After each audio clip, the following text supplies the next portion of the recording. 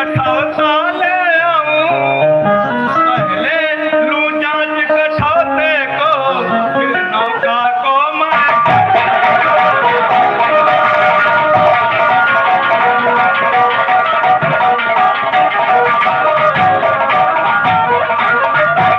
भगवान,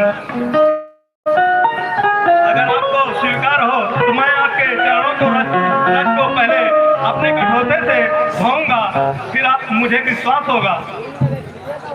ठीक है भाई, आप अपनी यह इच्छा पूर्ण कर लो।